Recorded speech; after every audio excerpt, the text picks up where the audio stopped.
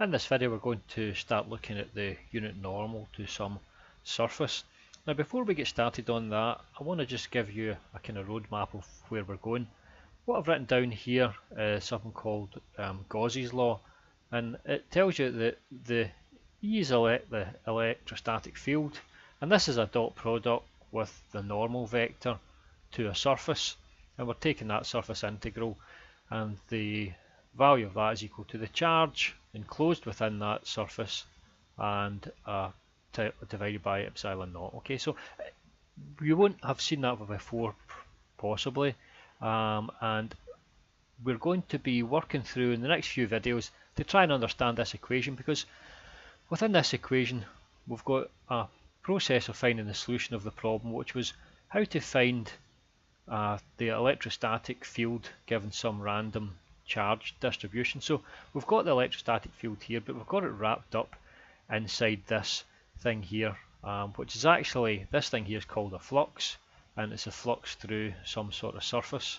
Okay, so we will be working towards this over the next few videos, and it doesn't matter if you don't understand that now, we'll soon understand that over the next 3 or 4 videos. So let's start off with looking at the normal to a surface. So what do we mean by the normal to a surface? Well, if we pick some random, just a flat surface,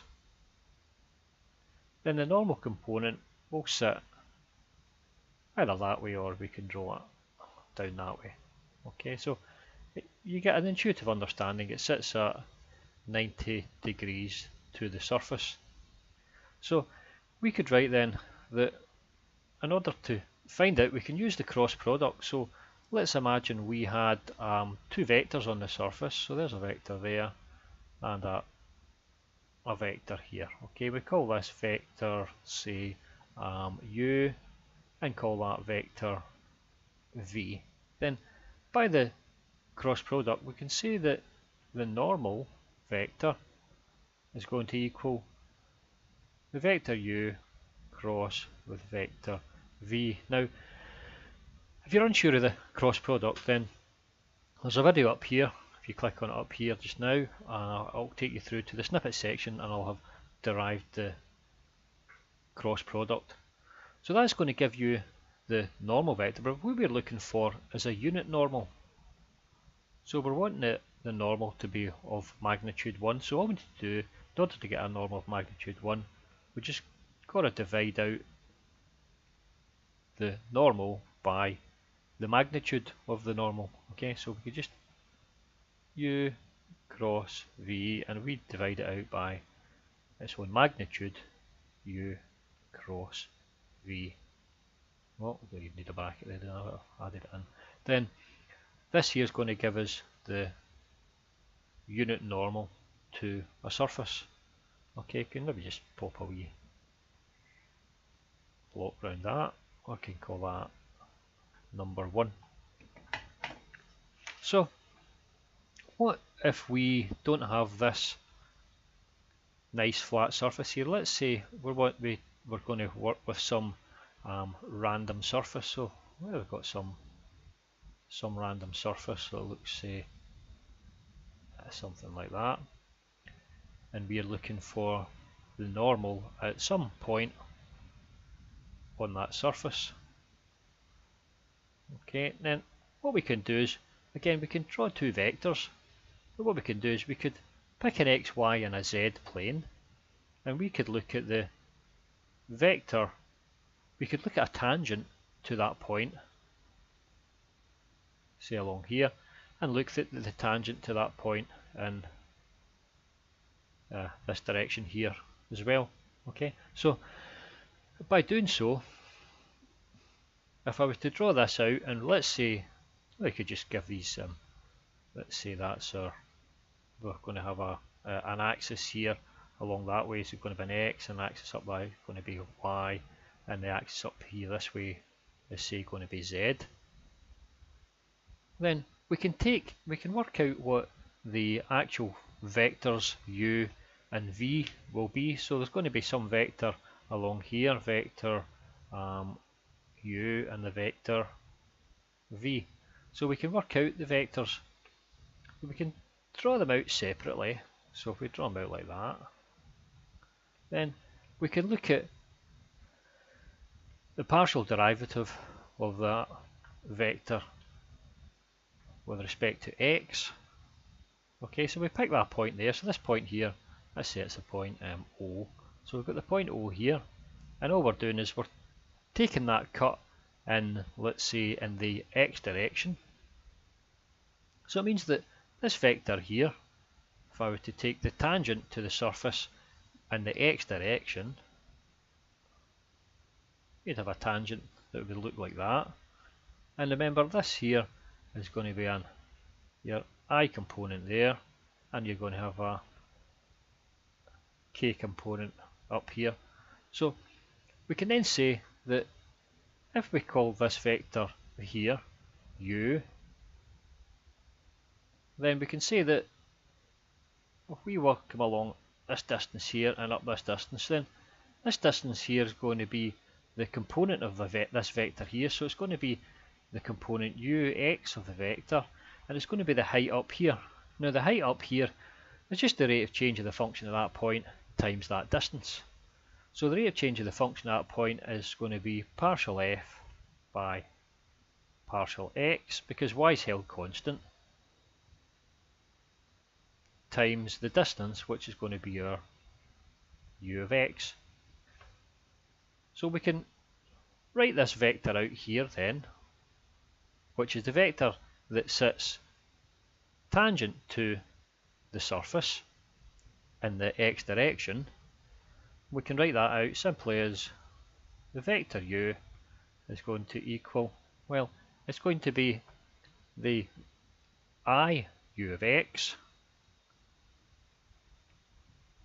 because the I is in this direction here, plus it's going to be the kth value, I'll put a little hat over the top of them, times our partial f by partial x times our u of x. Okay, so again, just to so you're sure, we call that equation number 2. So again, it's just a simple geometric meaning. We've got a surface, and we take a point in a surface, and we've drew the tangent out at that point, say in the x direction, and that's given us this vector here, which is our vector u, and then we've split the vector u into its two component parts. So the vector u is going to have a u of x in that x direction, okay, which is going to be I u of x, and it's going to have a factor of u of x in the z direction, which, okay, so it's going to be our k partial f partial x by times u of x. So it's just that height there. Okay, now we can do the same for the vector v. Now no difference now, vector v is going to be sitting in the y direction. Okay, so this here is going to be our y, and that's going to be our z. So again, up here we'll have a k, and along there we'll have our unit vector. This time it's going to be j. So the same scenario exists here, and we've got our point here, which is say point O, and we've got our vector here, which is our vector v, and we can split our vector v into its component parts. There's going to be a part vy, and there's going to be a part up here as well, which is the height there. It's going to be the rate of change of the function with respect to y, where x is held constant, times the distance here, which will give us this component of the vector here. So we're going to have partial f by partial y times our v of y, and that's in the kth direction. Okay, so I'll just put the k there. Okay, so it means that we can write out our vector v. Vector v is going to equal our, and I'll just write it out, it's going to be rewrite it. V is going to be j v of y plus k partial f by partial y times our v of y. So that's going to be our number 3. So I can take 2 and 3 and I can take out the common factor of v of y and u of x and each of those. So you'll be left with the vector u is going to equal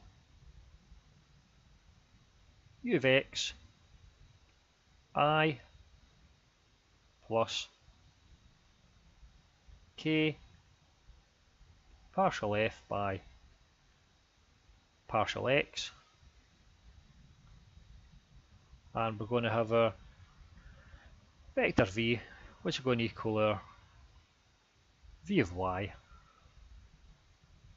j plus partial f by partial y times our k. So that's our two vectors there. We've separated them into their component parts. So in order to find the normal to that, we'll have to take the cross product of these two vectors. So we'll need to find our u cross v. Now the u cross v, we'll write it out in our usual form. We'll see that it's going to be I, j and k. And in this instance here, our u of x, we're going to have I is going to be 1. There's no j term there, so that's going to be 0. And the kth term is partial f by partial x. Partial f by partial x. Now for the v, well, the v, we're going to have a j, no 0 I components. We're going to have one j component. And for the k, we're going to have partial f by partial y. F by partial y. Okay, so we've got to take the cross product there. Now, when you take the cross product, of course, we're going to have our I times, and we're going to be cross multiplying that. So that 0 times that is 0, and it's going to be minus partial f by partial x. So going to be minus I partial f by partial x, and the second term is going to be a minus, okay, and it's going to be the j times, and we're going to multiply these two together, so it's going to be 1 times partial f by partial y, which is your partial f by partial y, and it's going to be 0 times that. Okay, so that's just 0. And then the last term here, you're going to have our plus k. So the plus k is going to be k times, and we're going to be multiplying, cross multiplying that, so that's 1, and that's just 0, so it's just k. Okay, so that's there. It's not the whole story. We've also got to add in our factors of our ux and our vy, so it's going to be a ux and vy. But note that the values of our ux and vy don't really matter. We could set those to 1 if we want. Okay, so we could set that distance there to 1. We could set that distance there to 1 as well. Okay, so that means that we can just get rid of our ux and our vy. So that there, then I'll just actually get rid of them now because we don't really need them. We could just make them 1. So that there, it's going to give us our normal component to a surface at a point. But we're looking for not the normal component, we're looking for the unit normal. So we're going to have to divide that out by the magnitude of the u cross v. So the magnitude u cross v is quite simple. We're just going to have a square root of, well, it's going to be that squared. So it's going to be minus 1 times minus 1, so that's going to be plus. So you're just going to be left with our partial f by partial x squared. Of course, I times I is just going to be minus 1 times 1, which is 1. And you're going to have the same term here. We're going to have our partial f by partial y squared plus our value of, well, it's just k is 1, so it's 1 times 1. So the magnitude of k is just 1. Okay, so that there then gives us our full equation there for our unit normal. Okay, so I'll put a bracket around that. It looks like a bit of a monster, but it's easily applied, and we'll look at a couple of applications just now to give you an indication of how that's going to work. So I think that's equation number, let's just check and see, we'll call that equation number 4. Okay, so right, equation number 4. So that allows us to find the unit normal. So I really should put equals n hat, which is a unit normal. So let's look at a couple of examples of us using that. So example number 1, we could look at the unit normal to the xy surface. So that would mean that if we had that with z, and we called that our y, and we called that our x, and that's z. So we're looking for the unit normal to just the xy plane. Now we know that that's our j, and that's our I, and up here will be our k. So it's obvious that the unit normal is going to point up here, and it's going to be of a value, it should give you the value of k. So we start off with our function z. So our z is a function of x and y such that z is always equal to 0, okay, which gives us this xy plane. So then all we've got to do is we've got to follow the route up here. We've got to find the partial f by partial x and partial f by partial y and put it into that equation. So we can just go ahead and we'll do that. So we can see that obviously our partial f by partial x equals 0 because there's no z component here at all. And we can say our partial f by partial y equals 0 because there's no z component at all. So these are self-evident. So then you can put these into the equation above, and if you put them into the equation above, then you're going to end up with, well, you're going to end up with 0 for that and 0 with that, and just the k left at the top. So you're going to have k upon, and again, bottom line here, you're going to have 0 for that and 0 for that, just going to have a root 1. So you're just going to have k upon root 1, which is just equal to k, which is what we were expecting. So k there is the unit normal to the xy plane. So that's the first example done. So let's go and we'll do one more example. Let's have a look. So we're going to take a function. Z is a function of x and y such that it equals 1 minus x squared minus y squared to the power of a half. So again, we've got to find our partial f by partial x, partial f by partial x. So in this case here, by the chain rule, it's going to be a half of what's already in the brackets, 1 minus x squared minus y squared to the minus a half, and then you've got to differentiate what's inside the bracket with respect to x. The others just look like constants, so that's just going to be all times minus 2x. So the 2 and the half cancel out, and then you can take this whole thing down in the bottom line, it becomes plus a half, so you're going to end up with minus x upon, well, this whole term here is the same is this term here, which is just your z. Okay, so that's the first part of it.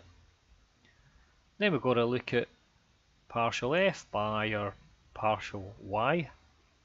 And by the same principle, we differentiate this again but with respect to y, so we're just going to end up with the same as here, but it'll be minus y, so it'll be minus y upon z. So you just go through that same differentiation again and you'll see that you're going to get that value there. So then what we've got to do is we've got to stick these two equations back into our original equation there.